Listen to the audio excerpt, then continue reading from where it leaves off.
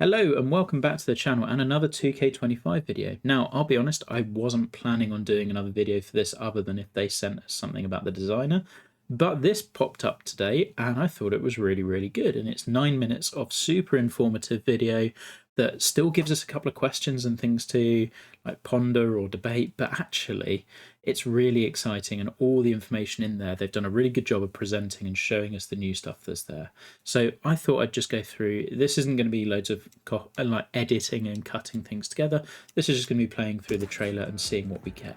So the first one, cool to see that this is all captured on PC. I think all of these splash screens that we're seeing, I presume, are in the game, and they look great. Now, first we get this view of Portrush, which people were really excited about off the first trailer. You can see in the background we've got a cliffside backdrop that I'm hoping, if we get something like that in the game, would be amazing. You can see the coastline going on forever, which we've never been able to do. However, I suspect this might just be locked to Portrush. The official courses tend to do that, unfortunately. But then you get the fescue up close. People were really excited about that. You can see it's kind of changing colours with the terrain beneath it. And then you get looks at the high-res terrain, I think they're calling it. It's awesome. Then we get Old Salem Creek from a slightly different angle. So this is one of mine, which is cool to see again. And we see this is our first look at something that's totally different, and it's kind of like one of those skills challenges that I think you got in the EA game. Certainly when I was playing the EA game, this was one of the bits of that I've really enjoyed. I was hoping they'd bring that over. So I hope that that's kind of implemented in a very similar way. We then get this view of Oakmont, which is one of the other official courses hosting the majors. Looks phenomenal, and we'll see that a little bit later on as well. But again, the way that the fescue is working and the different colours of terrain, the bunkering looks superb. All of the tournament infrastructure looks amazing as well. Just really excited about this. And you can see the various bits of the career. Now, I've muted this because I don't want copyright issues or anything. I will link the trailer down below so that you can see it. As per usual, you can start at different areas of the career. And one thing that was cool was you see different names on there. I'm not expecting we get Rory as a playable character. I think they'd have announced it by now if we did. But it's cool to see his name on the leaderboard, and it's not just some randoms. We then get, again, all the in-game graphics I think look really good. So Pebble Beach, we see how this is set up. Everything I'd say just looks very clean and professional. The image of Pebble Beach is the awesome overhead of hole 7, which looks brilliant and we love. So yeah, and then we get some looks at the green. Like, these little cutaway cameras look great. The UI on here is really cool as well. And I think they go into the dynamic stuff later, so we'll leave that for now. So then kind of a reverse shot of the same thing over at Portrush. I think, is that Quail Hollow? I'm not familiar with the course. And a bit more of Portrush overhead as well. So courses generally look really good. We then get into Perfect Swing, which I think is their new beginner mode. I wanted to stop on this tee because compared to 23, this looks really good. I want to say this might be Lower Fishing Lake, but I'm not certain. It looks kind of like that, but I'm not so sure. Certainly, if we can make courses look like this and it looks this good, I am all for it, because this one's doing a lot without us having to do loads of visual crazy flair. We get the usual difficulty settings. I think Perfect Swing, I presume, is one lower than beginner, but it's cool to see that all the usual settings, I think, are back there. People will dial into those more who are more aware of the gameplay stuff than I am. Bunkers, again, look better, even if it's on one of the official courses, and we know that the community, as good as the HB guys are, the community will get better still and find loads of ways to make these look even better. And just having new tools will be nice, or updated skills. So yeah, just looking at some of these settings, you can see that we can still make it customized. We can change different elements, turn off various different bits. I don't think they showed all of this in here, but it gives us some ideas as to what we can do and what we can't do, which is cool. You then get another little look at Oakmont, and then we go to the Evo Swing, which I think is the thing that, as those of us who play the game more, we're concerned about the difficulty levels at the higher end. So we get John Rahm, I think, not that sure, but I think it's him, playing a fade. So he has clearly his stock shape, which is brilliant. We want golfers to have stock shapes, because then it makes you play towards trouble or play to that shot shape. Now, it then shows him turning it and how that impacts it. I would say John Rahm hitting what looks like he's trying to hit a hook and it turning into a slight draw with looks like limited penalty. I would want this shot to be harder to execute probably, but it might depend on the difficulty level that this is being played at, especially as he manages to miss and it still kind of ends up okay, we presume. So I think I'm hoping that's a function of just difficulty level. We then get the Tiger Swing we saw in the first trailer as well, where everything is perfect. They then go in and explain how this works, and I'll try to talk through it as best I can. I think what they said is at the bottom of the swing, it determines whether it's a push or a pull, so starting line essentially. Then the middle bits is more like distance and dispersion vertically, which is brilliant because we desperately needed vertical dispersion, particularly being able to miss long. And then at the top is whether it's a draw or a fade. So I think it sounds like there's a big variety of outcomes. Now, this was the next one I really wanted to pause because here we've got a really cool shot, and again, one of my courses, which is nice to see. So this is Huntington Sound. I think this is the first hole there.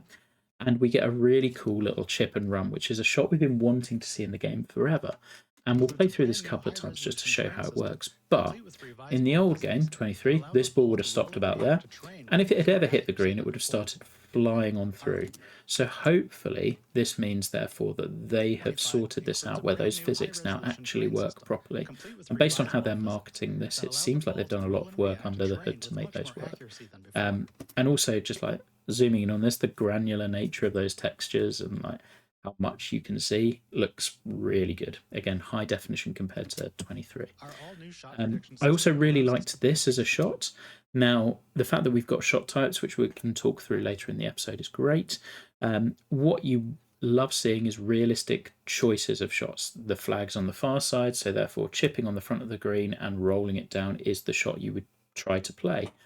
Now, the only thing that we really need to hope for is that they've balanced this so that people aren't just going to play a flop shot every single time. But it was cool to see that you could miss putts long as well, depending on your rhythm on that. This one stood out because if you look at 75% open, and where that's gone, like I would assume this should be a shank just dead right. But again, I'm hoping this is just a function of the difficulty level rather than actually how the game plays. Yes, they then talk about dynamic rounds. So this is again something I think they've brought over as an idea from EA, where you could only play certain numbers of holes per tournament depending on what you needed to play, which sped the whole process up and is a nice way of doing career if you didn't want to do all of it. Training scenarios sound cool. I'm all for anything that gets us like grinding to make the golf better and like really investing time in career progression and player progression. I absolutely have always loved that in all sorts of games, so having that coming through in a meaningful way would be brilliant. And it sounds like there's all sorts of different ways to do that. So the practice round at Boston, 4 holes, again, seems like an idea taken from EA, which was a good idea of EA's, so like bringing that in makes a lot of sense.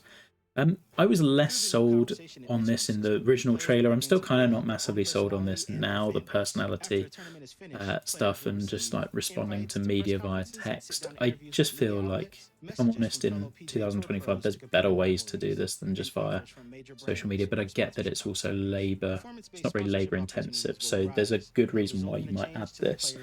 It's just not one of those things that's really going to impact me that much, and I'll try and skip through it as quickly as I can do. But it's cool that they are doing some things to career mode to kind of, I guess, deepen your immersion to it and also have it matter.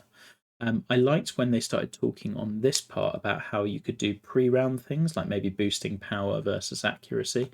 Once again, it feels like all of my courses. This one's Utlus, so cool to see that that's been dragged in. That one was taken in from 23, so it's a TGC 19 course, which is quite old, but I think they've done some stuff to it to edit it as well, which is nice. So that's the 18th there. Weird that one of the difficulty things must have been turned off because you didn't see the 4th category of it. But yeah, I mean, bold, composed, or reserved doesn't feel like the biggest number of choices either. Maybe there is more depth to this, but it feels, yeah, I'm not massively fussed. The quest system also, I think, makes a lot of sense for getting people to come back to the game day in, day out, week in, week out. And that was something that 23 really could have used. Now, if they can combine that with, say, the created courses that people put out and highlighting those, that would be incredible. Additionally, trying to create complete Tiger quest lines makes a ton of sense given his adding his name to this as well. And we get to see a couple more of the pros that are popping up in this. So Zalatoris, Kim, Fitzpatrick, Homer, Henderson. And looking at where that menu is, I guess maybe we can presume there's 12 rivals of 1, 2, 3, and 4. It looks like we're roughly halfway with that. And I don't know whether they've announced those yet. I'm sure it's probably somewhere.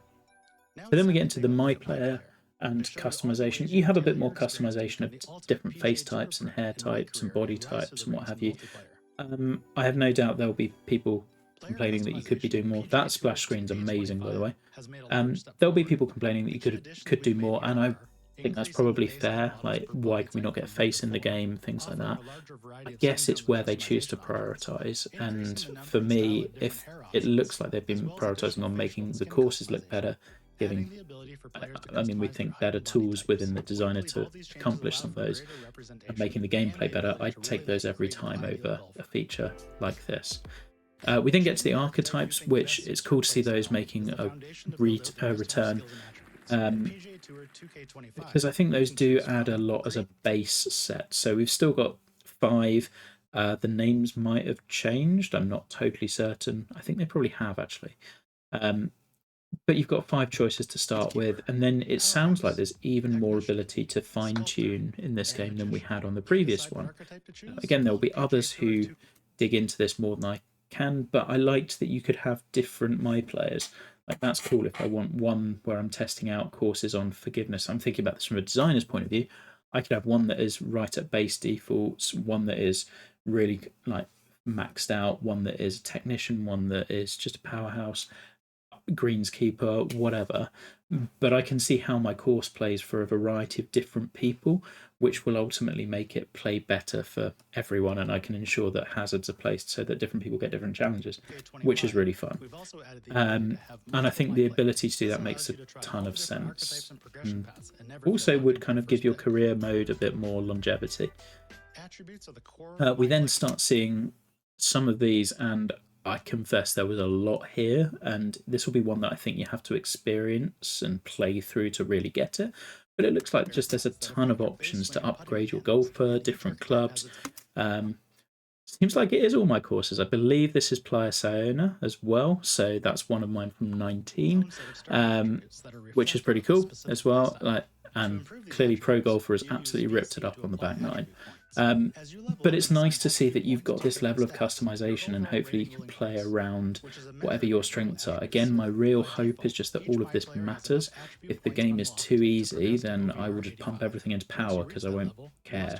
There's got to be a real trade-off of, like, if I go down the power route, and it's always got to start at power, like if I'm just trying to be Bryson and bomb it, there's got to be a consequence to that. I'm just trying to hit it further. There's got to be a reason why I might want to be a greenskeeper or a sculptor, say, or a magician, right, depending on how much I miss shots. Again, the courses themselves, that's Outlus again, they look really, really good. The tree models, I don't think they've been updated, but I think just everything looks higher definition, which would make sense. But that might just be wishful thinking. We then get to all of these My Player progression, and we're now getting into skills and shot types, and love that we're bringing this back in. And it looks like you get different shot types, and then you can level those up, which makes sense. That EA again had this idea of gold, silver, bronze, so nicking that makes a ton of sense. I like that you can break it down between T, approach, recovery, bunker, green, and CHP. I assume is clubhouse pass, maybe. But just skipping back through some of these so that I don't miss them. So we had choked approach, and there's a document on their website that is shared with all of these as well. So recovery for punch shots and things, then splash out of a bunker or other shots. I like that you could potentially do more there. Super flop, I think, will be very interesting as to how powered that is. Because the power, like the flop was by far and away the, like, it's your get out of jail free card often on these games. And if that's not got some real like risk to it, then people will just be using that the whole time, and it kind of neuters courses.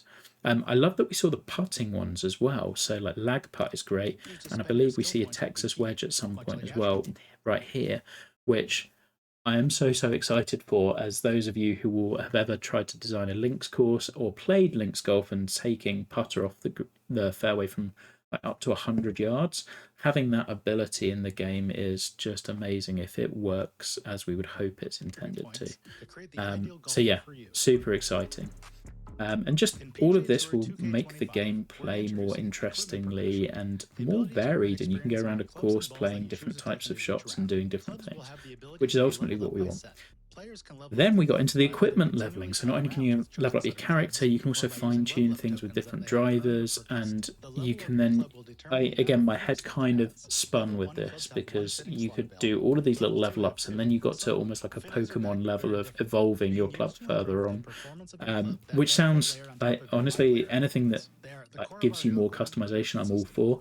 Again, just hope that you can't end up maxing things too easily, or you can't max everything, because again, the balance is key to this game.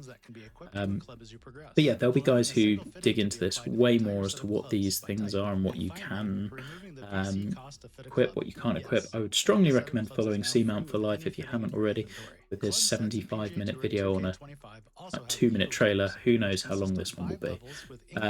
So yeah, fittings. It does say that we've still got consumable balls up in the top left. Now that we know that we can toggle those off in societies, I'm less fussed. Like, if people want to play them in casual rounds, I don't really care. It was cool that we can have 4 golf bags as well. I think that's a new thing. And yeah, you unlock them at different levels, which makes sense. Again, an incentive to keep playing the game.